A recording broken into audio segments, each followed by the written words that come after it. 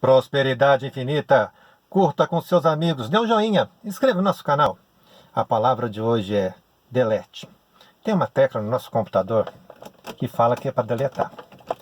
A gente também tem que fazer isso também na nossa vida, no nosso dia a dia, para dar uma limpeza, né?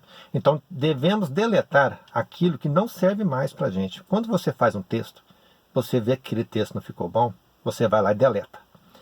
E quando você faz o texto e mandou para alguém, ou mandou para o destino que tinha que ser mandado, enviado, aí você vai lá, deleta. Por que deletar? Que o arquivo vai enchendo. A mesma coisa acontece com a gente. A gente também vai enchendo. Enchendo de informações.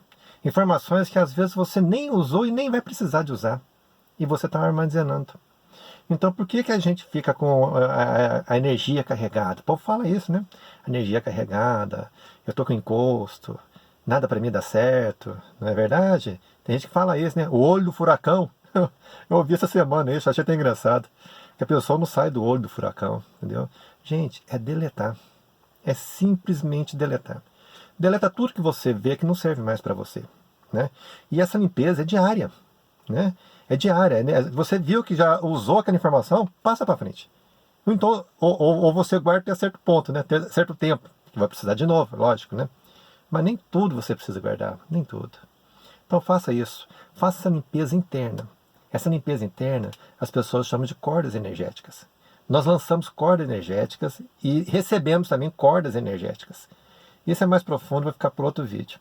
Mas a gente tem que fazer o seguinte, é limpar. Limpar. E não adianta, então vou ficar limpo, vou ficar zerado. Não, não adianta. Vem mais. Sempre tá vindo mais, né? Então quer dizer o quê? O que eu falo do olho do furacão? Essa palavra eu gostei. É sair dele. É sair. É sair dele e não entrar. Às vezes não tem como. Você entra, mas você sabe sair. Aí, qual que é a chave para sair? Delete. Então vamos deletar aquilo que interessa mais pra gente? Vamos lá? Vamos programar e descriar tudo isso agora, por favor? Sim? Verdade? Vamos lá, hein? Tô contando com vocês. Delete. Tchau, espero que tenham gostado. Forte abraço. Até mais.